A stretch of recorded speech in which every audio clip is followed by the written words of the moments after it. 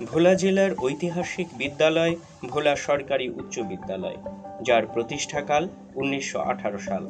বিদ্যালয়ের শত বছরের পুরনো দোতলা ভবন এবং একটি বড় পুকুর আজও কালের সাক্ষী হয়ে রয়ে গেছে। আমাদের সময় ভালো লেখাপড়া হয়েছে। যদিও ভবনটি আজ অযত্ন আর অবহেলায় বাকরুদ্ধ হয়ে মৃত্যুর প্রহর গুনছে বিরলে।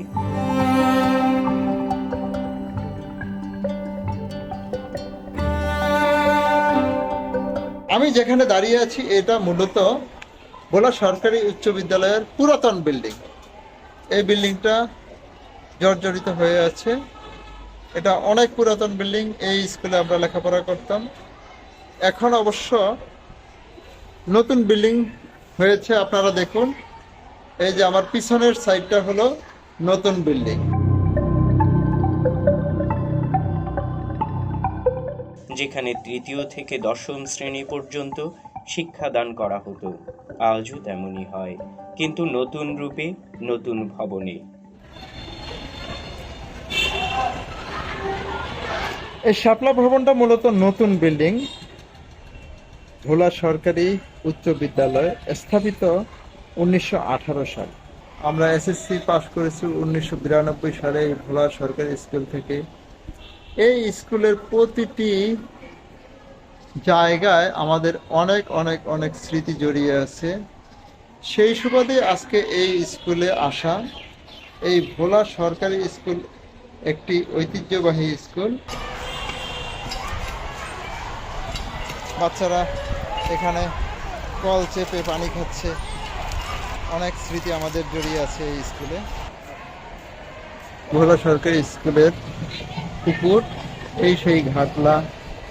এই ঘাটলাতে বসে আমরা অনেক অনেক অনেক স্মৃতি জড়িয়ে আছে। এখানে এই স্কুলে প্রবেশ করেই আমার মনটা অনেক আবেগ আপ্লুত হয়ে করছি আমরা। এই স্কুল কেন্দ্রিক অনেক অনেক স্মৃতি।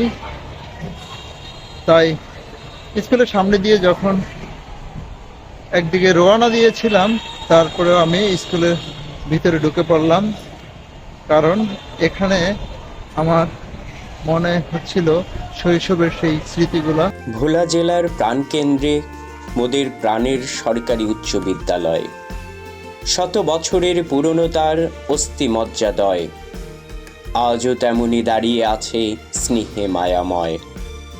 কত শত ছাত্র এথায় শিক্ষা এসে লয়, ছড়িয়ে জ্ঞানের আলো তারা বিশ্ব করে জয়। হৃদয় দিয়ে শিক্ষাদানে ব্যস্ত সবাই রয়, শিক্ষা নিতে আসতে কারো থাকেন আর ভয়। স্কুলের এই এমন সুনাম হয় না যেন ক্ষয়, ছাত্র শিক্ষক সবার মনে ভালোবাসার জয়। ছড়িয়ে পড়ুক সুনাম তাহার, জানুক বিশ্বময়, ছড়িয়ে পড়ুক সুনাম তাহার, জানুক বিশ্বময়। প্রাণের বিদ্যালয়।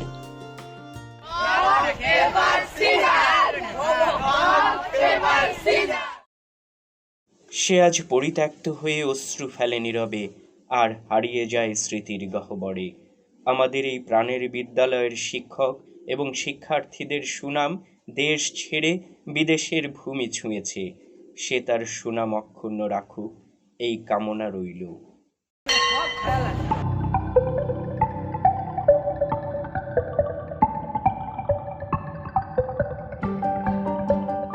বিদ্যালয়ের পুরনো স্মৃতি রোমন্থরে দুই বন্ধু আবার সেই বিদ্যালয়ের পুরনো প্রাঙ্গণে। এখানে কত দৌড়াদৌড়ি, কত হইচই, কত কত স্মৃতি জড়িয়ে আছে এই পুরাতন বিল্ডিংয়ে।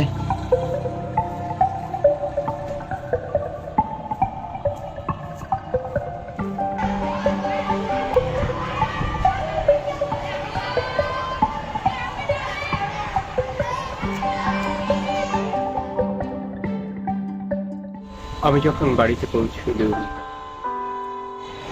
আমার চতুর্দিকে চিকচিক করছে রোদ্দুর। আমার শরীরের ছায়া ঘুরতে ঘুরতে ছায়াহীন একটি রেখা এসে দাঁড়িয়েছে। কেউ চিনতে পারেনি আমাকে, ট্রেনে সিগারেট জ্বালাতে গিয়ে একজনের কাছ থেকে আগুন চেয়ে নিয়েছিলেন। একজন মহকুমা স্টেশনে উঠেই আমাকে জাপটে ধরতে পেয়েছিল। একজন পেছন থেকে কাঁধে হাত রেখে চিৎকার করে উঠেছিল। আমি সবাইকেই মানুষের সমিল চেহারার কথা স্মরণ করিয়ে দিয়েছি। কেউ চিনতে পারেনি আমাকে।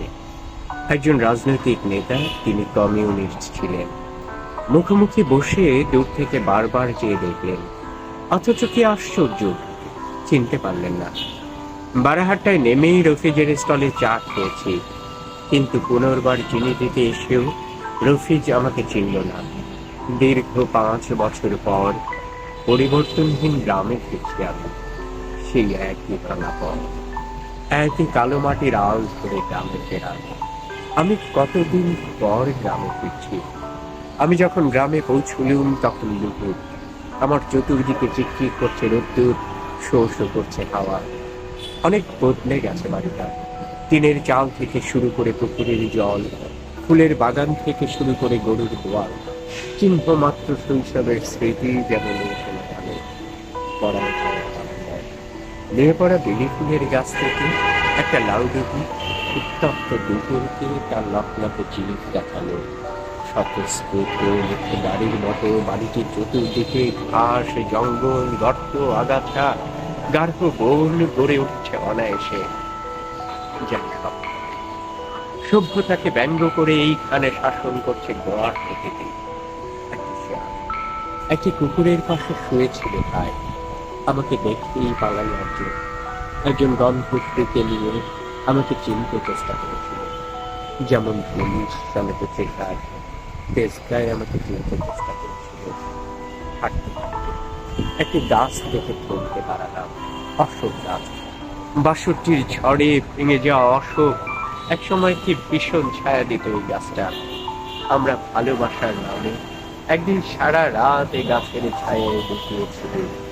সেই বাসন্তী, সেই বাসন্তী এখন বিহারে ডাকাত স্বামীর ঘরে 4 সন্তানের জননী হয়েছে। পুকুরের জলে শব্দ উঠল মাছে। আমার জীব দেখালো সাপ।